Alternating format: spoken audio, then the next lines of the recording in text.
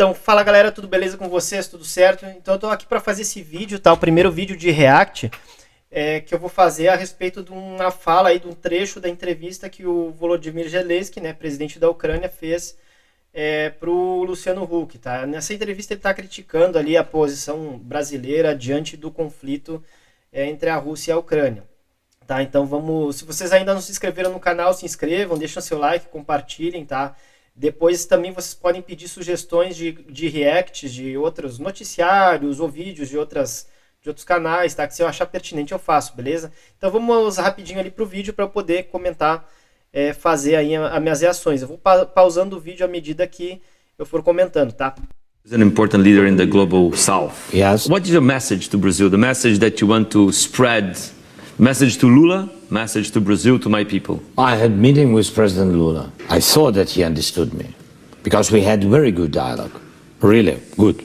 I'm thankful for this. But he lives in Soviet Union narratives.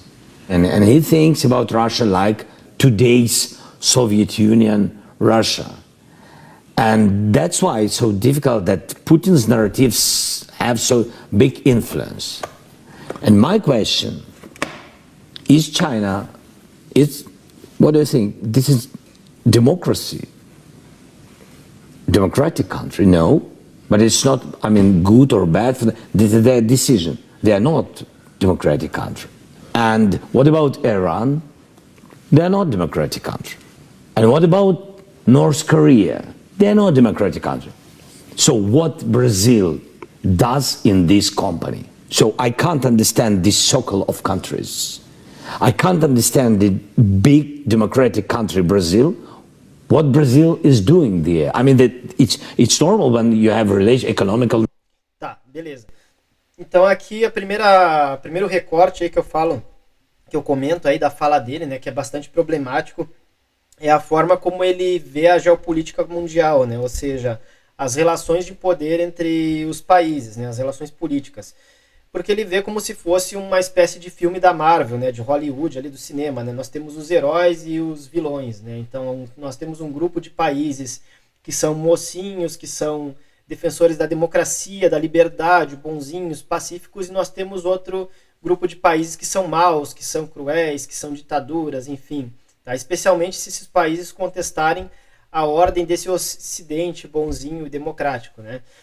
E essa visão do Zelensky, tá, ela representa muito a visão que os Estados Unidos sempre construíram, tá, que o próprio na Europa já existia essa visão, né, eurocêntrica, etnocêntrica, né, para não dizer racista também, né, de ver o mundo, de ver eles, né, como um mundo civilizado, um mundo democrático, que qualquer outro povo, né, era bárbaro e atrasado. Isso, inclusive, né, essa visão positivista, evolucionista social, né, que a gente chama, foi o que, inclusive, justificou o colonialismo, né, o imperialismo. Não, nós não estamos colonizando aqueles países, nós não estamos explorando, nós estamos levando a democracia, a liberdade para eles, o progresso, os valores da nossa civilização avançada, né, para aqueles pobres macacos, primatas atrasados, né? Então essa visão extremamente eurocêntrica, né, ela é replicada mesmo ainda hoje no século XXI, mesmo no contexto já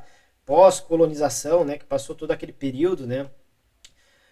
Mas mesmo assim a gente vai ter também essa visão sendo replicada na imprensa, tá? Então sempre quando a gente vê, por exemplo, reportagens da grande imprensa vinculada aí à ordem mundial liderada pelos Estados Unidos, pela OTAN, né, nós vamos ter essa visão maniqueísta, né, dividir entre o bem e o mal, dividir o mundo entre mocinhos e bandidos, né? Então ele se pergunta aí por que o Brasil, ele critica o Brasil, né? O que o Brasil, sendo uma democracia boazinha e libertária, aí, como os Estados Unidos, como os países da Europa Ocidental ali, o que ele está fazendo com esses países que são ditaduras, que são terroristas, não sei o que lá. Outra coisa também é que ele esquece, né, não sei se propositalmente ou não, de que a Rússia não foi o único país que iniciou uma invasão militar contra um território que não era seu. Recentemente, vários dos países que ele chama de democráticos e civilizados também fizeram isso, né? Os Estados Unidos aí com o Iraque, com o Afeganistão, e nós não estamos falando aqui de centenas de anos, né, como foi a anexação do México dos Estados Unidos, que também não faz tanto tempo assim, tá? Foi ali no finalzinho do século XIX, quase início do século XX, mas a gente nem está falando disso, né? Embora a hipocrisia aí reina, né? Porque como eu falei lá já no outro vídeo, aquilo que a Rússia está fazendo ali, fez na Crimeia e está fazendo no Donbás, de anexar territórios, promover referendos, invadir com o exército, os Estados Unidos fizeram isso com o México, com o Havaí, né? Então a hipocrisia reina. E a gente vai ter essas invasões militares também recentemente, né? Em 2011 nós tivemos na Líbia também ataques indiscriminados contra civis promovidos pela OTAN ali, né? Para derrubar o presidente Gaddafi, né? Então exemplos não faltam no nosso dia a dia para mostrar que se a Rússia pode ser considerada um país bárbaro, incivilizado por ter iniciado uma invasão militar contra outro, né? Nós poderíamos considerar o mesmo com o Reino Unido, com os Estados Unidos, com a França, né? Que inclusive ainda possuem colônias, né? Territórios ultramarinos. O Reino Unido tem vários territórios que ele não largou, como as ilhas aqui na América do Sul, por exemplo, né? E a França também tem a Guiana Francesa, tem territórios lá na Oceania, né? Então a gente tem a presença francesa ali no norte da África. Então é de uma tremenda simplicidade, falácia e hipocrisia, tudo junto, fazer essa distinção entre países democráticos, civilizados e liberais, né, que defendem a liberdade, contra outros que são autoritários, bárbaros e que querem vencer pelo uso da força, pelo uso da guerra. Tá? O que a Rússia está fazendo não é nada mais do que a OTAN já vinha fazendo antes. Né? Então a gente tem aí um conflito de duas potências imperiais, tá? Vamos dar sequência no vídeo para ver o que ele fala aí de início, tá? Aí ele começa a falar um pouco das relações econômicas entre o Brasil e a China, né? E esses outros países. Relations, but we're speaking about the war. It's not about economical relations. It's about geopolitical. It's about the values. It's about people. It's about, it's about democracy. By the way, it's about democracy and freedom. What democratic and free country Brazil doing together. Outro recorte, antes que ele continue a falar, porque essa outra fala aí também eu quero comentar, né? Mas essa fala, por exemplo, que ele reafirma que é sobre valores, é sobre democracia e liberdade. Logo ele continua, né, com essa narrativa falaciosa e maniqueísta de que é uma guerra do bem contra o mal, né, certo? Como se o apoio que os países estejam dando ali para a Ucrânia fosse puramente por isso, né? Se fosse por isso, nenhum país teria sido invadido por esses outros países ocidentais ali da OTAN, né? Mas a gente vai ter um apoio justamente por conta de interesses, o que nós temos é interesses, né? Pergunta por que os Estados Unidos e a OTAN não deram esse mesmo apoio para a Geórgia quando ela foi invadida pela Rússia ali em 2008. Pergunta por que não faz isso com a Bielorrússia, né, quando a Rússia apoiou aí esse autogolpe do Lukashenko, que se mantém no poder por anos, né, em apoio à Rússia. Então, não é sobre valores, né, é sobre interesses e estratégicos. Pelo mesmo motivo que a Rússia quer ter o controle econômico, político, ou até mesmo militar sobre esses países dessa região, né, do leste europeu, a OTAN também quer ter. Então, não é sobre valores, tá? Apesar de ele acreditar piamente nisso, aparentemente, pela convicção com que ele fala isso, né?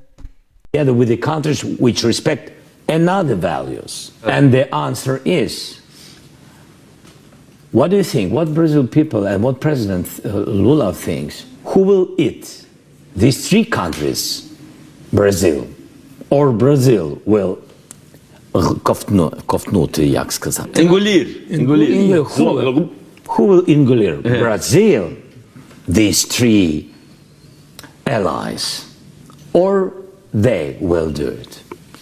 That's a good point. Better not to see the result of my question. Tá.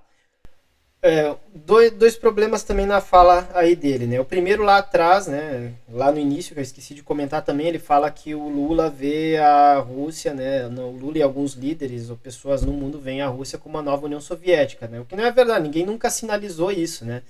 Para começo de conversa. Tá, o segundo é que ele fala ali sobre a possibilidade desses países se engolirem o Brasil, né? O que eles estão fazendo comigo agora, o que a Rússia está fazendo comigo agora, nesse momento, ele pode fazer com o Brasil, com outros países que são aliados, né? Então, ele coloca que seria um risco do Brasil estar aliado com esses países, sendo ele uma democracia, né? Esses países autoritários, imperialistas, ditaduras, né? Falando especificamente da China, do Irã e da Rússia, né? E outra coisa que ele coloca ali junto com esse questionamento, né, é o fato dele não entender o que une esses países, o que o Brasil está fazendo no meio desses países, né? Parece que está numa festa estranha com gente esquisita, como fala ali a música do Renato Russo, né? Tá num rolê aleatório ali, quando na verdade ele não entende várias coisas, né? Ou finge não entender. Na verdade eu acredito que ele entenda, porque ele é presidente de um país, né? Ele deve saber muito mais sobre história, geografia e geopolítica do que um mero professorzinho de geografia do terceiro mundo aqui do final do mundo desconhecido, né? Falando no YouTube. Então ele deve saber muito mais, mas faz parte da narrativa dele, né? O que une esses países, tá? Se a gente olhar o BRICS, né? O bloco do BRICS, Brasil, Rússia, China, Índia e África do Sul, e a gente pode incluir esses outros países que acabam por efeito colateral, assim, por proximidade diplomática, também fazendo parte dessa grande relação, né, de países, como a gente pode incluir os países da África, do Oriente Médio, a Coreia do Norte,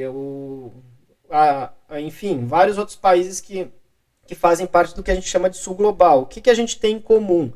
A gente tem em comum o passado, né, a forma de desenvolvimento histórico do capitalismo, tá? Então a gente sabe que o capitalismo ele se desenvolveu na Europa Ocidental ali, né? Especialmente no Reino Unido, na Alemanha, né? Foi onde começaram as revoluções industriais e posteriormente ali na América Anglo-Saxônica, né? Estados Unidos, Canadá. Então é isso que nós chamamos de Norte Global, né? Nós costumamos fazer essa divisão geográfica entre Sul e Norte Global, que não é aquela divisão de hemisférios, né? Lembra que a linha do Equador divide o hemisfério Norte e o hemisfério Sul.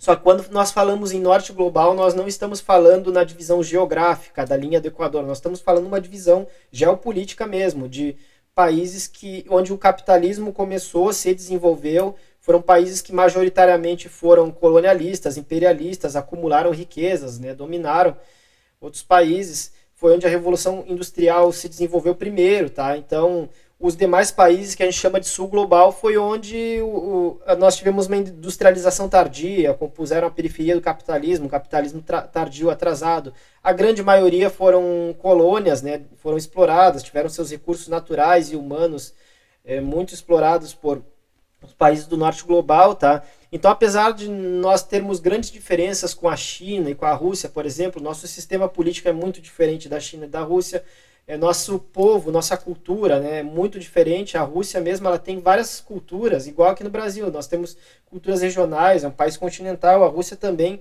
e são todas culturas bem distintas. Então a gente não tem traços culturais, de idioma, nem de clima também. O clima é muito diferente, né? A posição geográfica, somos hemisférios diferentes. A gente fica aqui no lado ocidental e eles ficam lá do lado oriental, tá? Mas o que nós temos em comum é essa formação econômica, histórica, esse antagonismo com o chamado Norte Global, o mundo ocidental, tá? Então, é isso que nos une, tá? Que faz mais sentido para nós ter uma proximidade com os países do Sul Global do que com os países do Norte Global, onde nós sempre tivemos ali uma posição de subserviência, tá? Uma posição muito por baixo. Se a gente olhar, por exemplo, as ameaças, né, ele fala aí no finalzinho que é arriscado para o Brasil ter relações com esses países, porque eles podem engolir o Brasil, como estão fazendo com a Ucrânia, né? Na verdade, é muito mais fácil isso acontecer por parte da OTAN, porque se a gente olhar historicamente a relação, quem é que mais promoveu golpes de Estado aqui na América Latina e desestabilizações? Foi a Rússia ou foi os Estados Unidos, né? Então a gente vai ver que os Estados Unidos ele tem esse histórico, né? Juntamente com seus países da OTAN, de intervenções aqui no continente, tá? De interferências, de espionagem, inclusive, tá? Cabe lembrar do escândalo de espionagem divulgado lá pelo Snowden e posteriormente lá pelo Julian Assange no WikiLeaks, né? Então a gente vai ter um risco muito maior com a OTAN do que com a Rússia. Se a gente pegar as bases militares que existem aqui na volta da América do Sul, né? Na América Latina como um todo, especialmente aqui no Brasil, elas são russas, chinesas ou elas são britânicas, francesas e estadunidenses, né? Então, se a gente olhar um mapa lá, que eu mostrei no vídeo sobre Estados Unidos, a gente tem bases da OTAN, presença militar da OTAN em volta de todo o continente. Nós estamos cercados, então, estrategicamente, se tem alguém que é um risco à segurança nacional do nosso país, do Brasil e dos nossos vizinhos, é a OTAN e não os países do BRICS, né, dos países emergentes, os países do sul global. O Irã não oferece nenhuma ameaça para nós, a China também não, a Rússia também não. Tá? Então a gente tem que perceber isso, né? Perceber que essa narrativa do Zelensky de dividir o mundo em bonzinhos e maus, né? Ou seja, se você só é bom se está do lado dos Estados Unidos, da ordem ocidental liderada pela OTAN, se você contesta isso, automaticamente você é uma ditadura, é um país atrasado, né? Enfim, toda essa visão eurocêntrica aí e positivista, ultrapassada, né? Retrógrada, ela ainda é replicada muito na grande imprensa, em portais, inclusive até por professores de geografia e de relações internacionais pelo YouTube. Eu acompanho, assim, vários canais aqui, né, antes mesmo de eu fazer o meu, e eu vejo que muitos replicam essa visão do Zelensky, né, e da grande imprensa, que é basicamente o porta-voz dos Estados Unidos, né. Então nós temos poucas vozes distoantes, né, aqui no YouTube, né, falando sobre essa visão de geopolítica, né? Então faz muito mais sentido para o Brasil ter associação com esses países, né? O que não significa, é claro, que nós devemos ser a favor das coisas erradas que acontecem. Se nós devemos considerar errada a invasão de um país soberano, é claro que sim. Né? Mas se o Zelensky ele tivesse esse mesmo espírito anti-imperialista, ele iria entender o quê? Que o Brasil está para os Estados Unidos e para a OTAN o mesmo que a Ucrânia está para a Rússia. Tá? Então a Rússia ela enxerga aquela região do leste europeu ali e da Ásia Central, né, que a gente chama de Eurásia, como sua zona de influência. Né? Então o Putin ele não tem a visão do Lenin. Né? Muitos dos críticos do Putin e também dos admiradores têm a mania de falar como se ele fosse uma espécie de Lenin, né, ou de Stalin, que quer restaurar a União Soviética ou algo do tipo, quando na verdade a maior inspiração dele é o Império Russo, né, a restauração das fronteiras do Império Russo. O ideólogo dele, principal referência teórica ali do movimento do Rússia Unida, né, é o Alexander Dugin, o filósofo que prega aí o eurasianismo, uma visão extremamente conservadora e reacionária, né, de defender o expansionismo russo. Então nós temos ali uma visão extremamente expansionista, imperialista, tá? E do mesmo modo que o Ocidente já faz desde a Guerra Fria até os dias de hoje, tá? Então, por isso que o Trump, por exemplo, ele vai ser visto como um presidente pró-Putin, pró-russo, né? Por isso que existe, por exemplo, as acusações do Putin, ele como é que se diz, interferir nas eleições americanas em favor do Trump, né? Por que aproxima os dois? É essa mesma visão de áreas de influência, tá? Então, o Trump ele concorda com essa visão que o Putin tem sobre áreas de influência.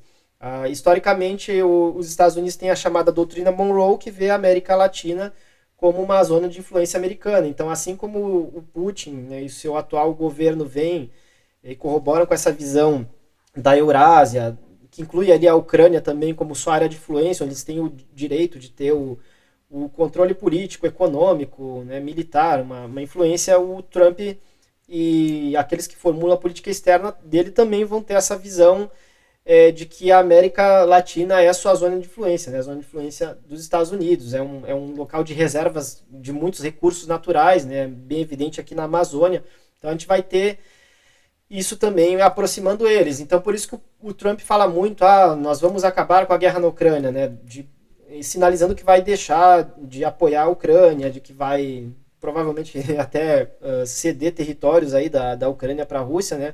Porque ele vai com esse pensamento, olha, Putin, eu deixo você quieto aí com a sua zona de influência, respeito a sua zona de influência, e você respeita a minha aqui e fica tudo certo, né? Uma divisão geopolítica de mundo. Até porque o Trump vê como uma ameaça maior a China, tá? Então a ideia dele é justamente ter um respeito aí às zonas de influência com a Rússia, né, e focar no inimigo maior dele, que seria a China, né, que é a ameaça à hegemonia econômica dos Estados Unidos, né, uma ameaça maior do que a Rússia, que tem uma economia muito atrasada se for comparar com os Estados Unidos, tá? Então essas considerações que eu faço aí, que é importante a gente ter em mente, tá, em analisar esse cenário. Tá? Então isso fica muito mais claro quando a gente analisa, por exemplo, a fala do Zelensky aí. Tá? Então esse é o primeiro react que eu faço. Se vocês tiverem sugestões de outros, mandem aqui nos comentários, né, ou no inbox lá do Instagram, que se eu achar pertinente eu faço, tá? Se vocês tiverem qualquer comentário também deixem, porque isso ajuda o canal a crescer, tá? Divulguem aí o canal, tá? Qualquer análise sobre geopolítica, atualidades, conflitos atuais e temas relacionados à geografia, né, ou ao meio ambiente, pode estar mandando que eu faço aqui, beleza? Então eu fico com vocês por aqui e até a próxima. Valeu!